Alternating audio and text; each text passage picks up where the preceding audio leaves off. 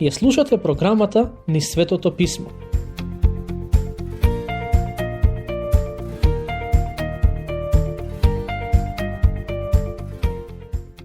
Добре дојдовте на уште едно заедничко проучување посветено на книгата Излез. Се наоѓаме во оној дел од книгата, каде што е опишан маршот на израелците низ пустината. Ја напуштија египетската земја и упатени се кон Синај, а попат се наоѓаат во 7 ситуации со кои може да се поистовети секој христијанин. Сите нешта кои им се случија на израелците се запишани за ние да се поучиме од нив. И затоа е важно да обрнете внимание на тоа за кое ќе зборуваме денес. Вода од карпа. Во глава 17 е опишан настанот во кој израелците беа жедни и откако почнаа да се жалат и да негодуваат, Бог им даде извор на вода. Ке ги прочитам првите 3 стиха од оваа глава. И се крена целото општество на синовите израелски, од пустината Син, продолжувајќи го својот пат по заповед на Господ. И се задржаа во Рефидим, а таму немаше вода да пие народот. И народот го укори Мојсеј, велејќи, дај ни вода да пиеме. А Мојсеј им рече, зошто ме укорувате мене? Зошто го искушувате Господа? И жеден беше за вода народот таму, па негодуваше против Мојсеј и велеше, зошто не изведе од Египет и нас, и синовите наши, и добитокот наш, за да не помориш со жед? Предпоставувам забележавте од последните неколку проучувања, дека израелскиот народ постојано се жалеше. Секој пат кога се жалеа, Бог им ги исполнуваше потребите, а следниот пат кога ќе се најдеа во слична ситуација, повторно се жалеа и негодуваа. Со тек на време на Мојсеј му стана мака од таквото однесување. Стих 4. А Мојсеј викна кон Господ и рече, што да правам со овој народ? Уште малку, па ќе ме каменуваат. Мислам дека Мојсеј дојде до ситуација во која сакаше да му ја предаде својата одговорност на некој друг. Му дојде прекуглава од постојаното негодување, жалење и критикување. За жал денес има цркви во кои верниците се однесуваат исто така, а мислат дека тоа што го прават е сосема во ред. Слушнете кое беше Божјото решение за овој проблем.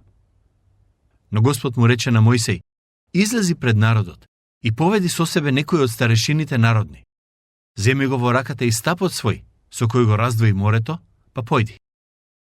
Сетете се дека уште од самиот почеток на книгата, овој стап беше символ за авторитетот кој Мојсеј го доби од Бог. Стихови 6 и 7. А јас ке стојам онаму кај карпата на Хорив, пред доаѓањето твое. А ти тогаш удри во карпата, и од неа ќе потече вода, и народот ќе пие. И направи Мојсеј така пред синовите на Израел. И тоа место го нарече Маса и Мерива, поради кавгата помеѓу синовите израелски што го искушуваа Господа велејќи, дали е Господ меѓу нас или не е? Ова е прв пат во Библијата, каде што стои запишано дека од карпа потече вода. И затоа сметам дека е од особена важност да го објаснам значењето на овој настан, за да знаете за што станува збор. Добрата работа е што не мора да се обидуваме да го погодуваме значењето на карпата, бидејќи Бог преку Неговиот Свети Дух ни открил во Библијата дека карпата е предслика на Господ Исус Христос. Во некоја од предходните епизоди читавме од првото послание до Коринтијаните глава 10, каде што е опишан овој дел од историјата на Израел. Во 10.3 пишува: И сите јадеа иста духовна храна. Овие зборови се однесуваат на маната, која беше предслика на лебот на животот, а тоа е Исус Христос. Слушнете што пишува во стих 4. И сите пиеја исто духовно пиење, зашто пиеја од духовната карпа, што ги придржуваше, а таа карпа беше Христос. Да ве подсетам, сите овие нешта за кои читаме во книгата Излез се запишани за наша поука. Маната која ја јадеа израелците е слика на Христос, кој е лебот на животот. Но, тоа исто така е и водата на животот, па карпата од која потече вода е прекрасна предслика на Христос. Овој настан многу добро го потврдува неверието на израелците во Бог. Со тоа што се жалеа и негодуваа, тие покажаа дека не му веруваат на Бог. Сомнежите кои ги имаа, им беа како вид облак, поради кој Божјото лице беше сокриено од нив.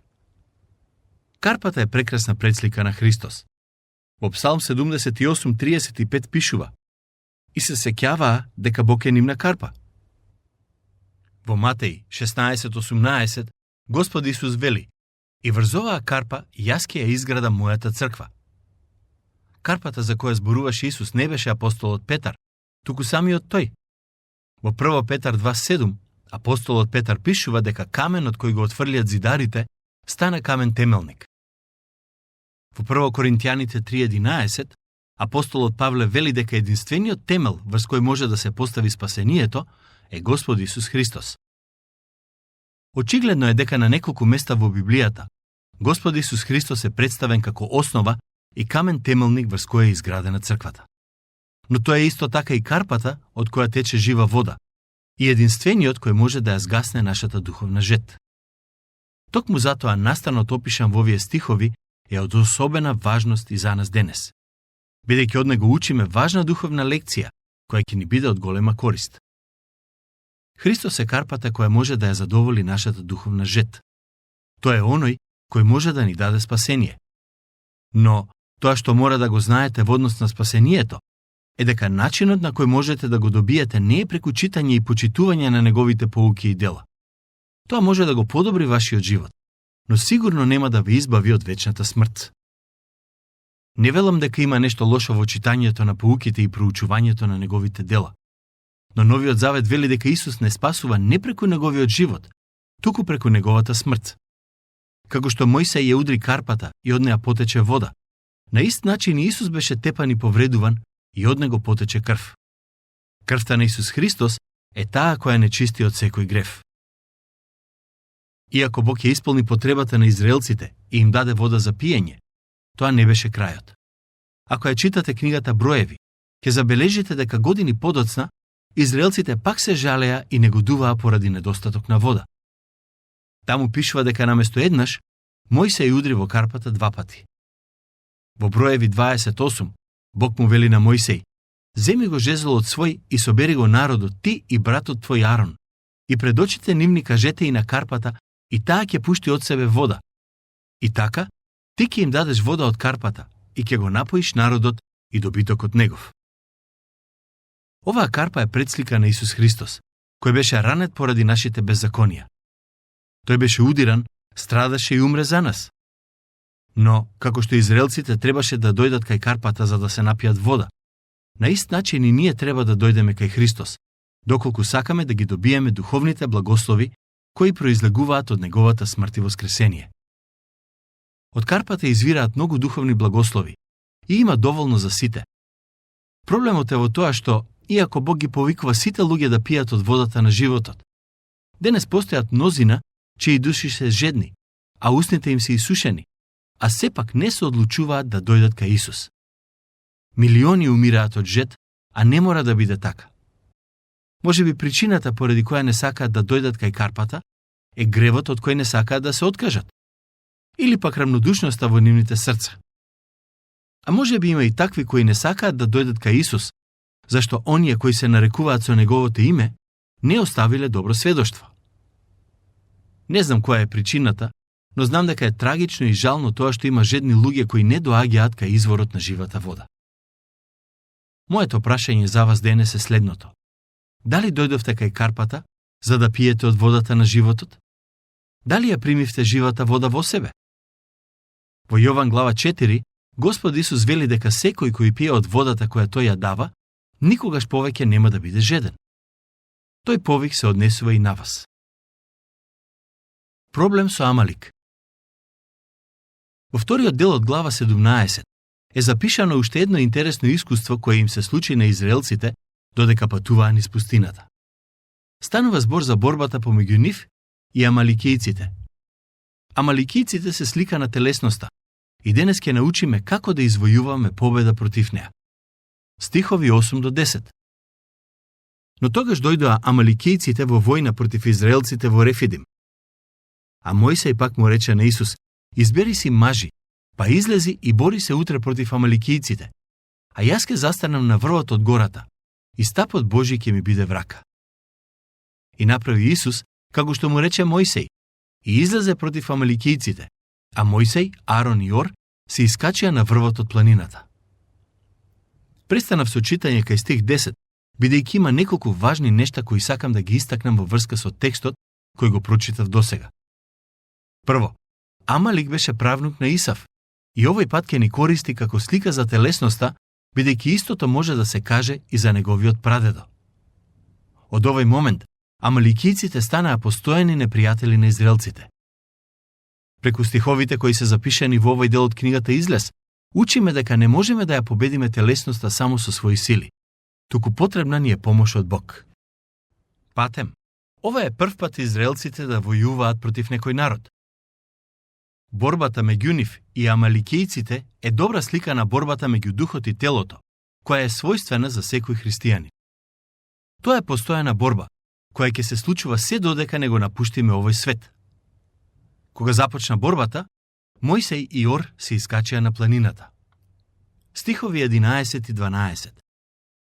И кога Мојсей ги креваше рацете своји, надвладуваа израелците, а кога ги спушташе рацете, надвладуваа амаликијците. Но рацете на Мојсей му отежнаа, затоа зедоа камен и го ставија под него, па седна на него, а Арон и Ор му ги подпираа рацете, еден од едната страна, а другиот од другата. Така стоеа рацете Мојсееви кренати до зајди сонце.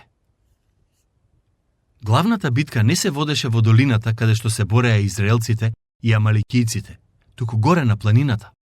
Главната битка беше битката на молитвата. Израелците не победуваа поради нивните воени тактики и вештини, бидејќи воопшто не знаеа како да се борат. Секогаш кога Мојсей ги спушташе рацете од замор, израелците ја губеа битката.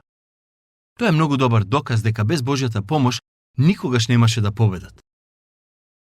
Важното нешто кое треба да го имаме на ум во однос на овој настан е дека Светиот Дух е оној кој може да ни даде победа над телесноста. Тоа е единствениот начин на кој можеме да се избориме со искушенијата. Секој пат, кога се обидуваме да се бориме со своји сили, Амалик ќе не поразува. Кога Мојсей ги подигаше рацете, израелците победуваа.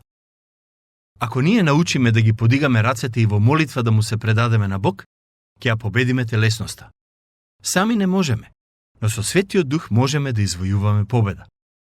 Стих 13. И го победи Исус Амалик и неговиот народ со сечилото на мечот. За момент ќе застанеме со читањето.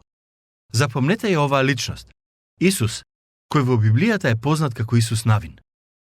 Тука се спомнува за прв пат, но тој е човекот кој ќе го наследи Мојсей. Како што можете да забележите, Бог веќе го подготвува за таа позиција. Исус беше сосема обичен човек, но Бог го подготви да го воведе израелскиот народ во ветената земја. Потоа Господ му рече на Мојсей: запиши го тоа за спомен во книгата и објасни му на Исус да помни дека сосема ќе го избришам споменот за амаликијците од под небото. Бог вети дека ќе го избрише споменот на амаликијците од под небото. Истото ветување го даде и за нашиот грев и нашата телесност. Еден ден сосема ќе ги нема. Кога Господ Исус ќе се врати на оваа земја и ќе ја земе црквата кај себе, нема веќе да бидеме искушувани и нема веќе да правиме гревови, бидејќи распадливото тело ќе биде заменето со нераспадливо. Христијаните ќе го доживеат тоа што му се случи на Исус на планината кога се преобрази. Господ вети дека еден ден амаликијците целосно ќе бидат збришани од под небото. Во превод за нас тоа денес значи: сосема ќе го избришам гревот и телесноста од вашиот живот. Фала му на Бог за тоа ветување. И јас чекам кога тоа навистина ќе се случи, кога Бог ќе ги тргне гревот и телесноста од мене. Едва и чекам да бидам избавен од мојата грешна природа. Слушнете што пишува во стиховите 15 и 16. Тогаш Мојсей подигна жртвеник и го нарече Јахве Ниси, Господ ми е знаме. Бидејќи, рече тој, рака се кренала на престолот Господов. Господ ќе војува против Амалик од поколение на поколение. Има три нешта во овој текст кои се од исклучителна важност. Првото е тоа кое што туку го спомнав, имено дека еден ден Бог ќе не избави од Амалик, односно од гревот и телесноста. Втората важна работа во врска со телесноста е тоа што Бог многу јасно покажа дека не ни дозволува да правиме компромис со неа. Повикот на Божите луѓе низ историјата е да војуваат против Амалик, а не да се здружуваат со него. Се додека сме тука, на овој свет, нема да можеме целосно да го победиме Амалик, но важно е никогаш да не се откажуваме од борбата, ниту пак да се обидеме да се спријателиме со него. Во оваа глава, Бог не само што ни покажа дека Амалик ни е непријател и дека еден ден целосно ќе го отстрани, туку ни покажа и како да се бориме против него во меѓувреме. Борбата против Амалик не трае еден ден, еден месец или една година. Ќе трае цел живот. Духот војува против телото, а и телото војува против духот, бидејќи имаат различни интереси. Така што, за оние кои се во Христос, борбата не престанува се до последниот здив. Глава 18. Посетата на Јотор. Со тоа доаѓаме до глава 18, каде е опишано последното од оние 7 искуства за кои ви кажав. Во овие стихови читаме како Мојсеј има одреден проблем и наместо да бара мудрост од Бог, тој се надева на световна мудрост. Се до овој момент, Мојсеј се советуваше со Бог, а овој пат ќе се советува со неговиот тест, кој ќе дојде да ги посети израелците. Мојсеј требаше да го почитува Јотор, но не и да го послуша. Ке ги прочитам првите 3 стиха. А Јотор, свештеникот мидјански, тестот Мојсеев, чу за се што направи Бог за Мојсеј и за Израел, народот свој, како го изведе Господ народот израелски од Египет.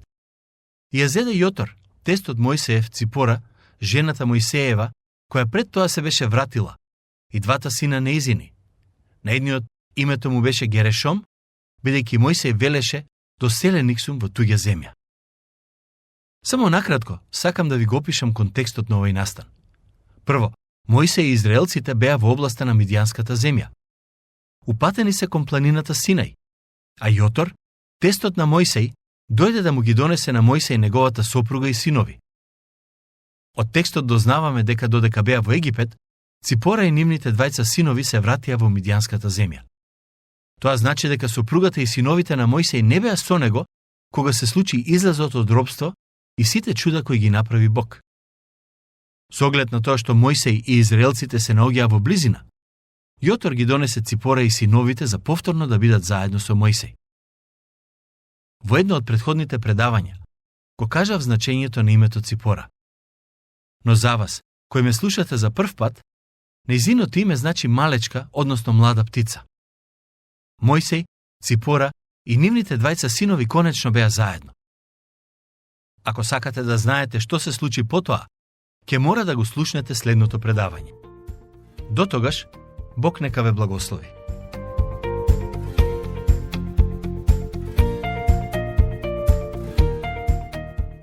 Слушнавте емисија од програмата Низ Светото Писмо. Можете да не слушате и преку мобилна апликација на нашиот YouTube канал и на сите познати подкаст платформи, како што се Google, Apple и Spotify. Ако ви се допаѓаат нашите програми, споделете ги и препорачајте ги на вашите пријатели. Бидете слободни да оставите свој коментар или да ни пишете на нашата имейл адреса nizsvetopismo@gmail.com. Следете ги нашите страни Низ Светото Писмо Македонија на Facebook и Instagram. Емисиите од оваа серија можете да ги најдете и на нашата веб страна ttb.twr.org.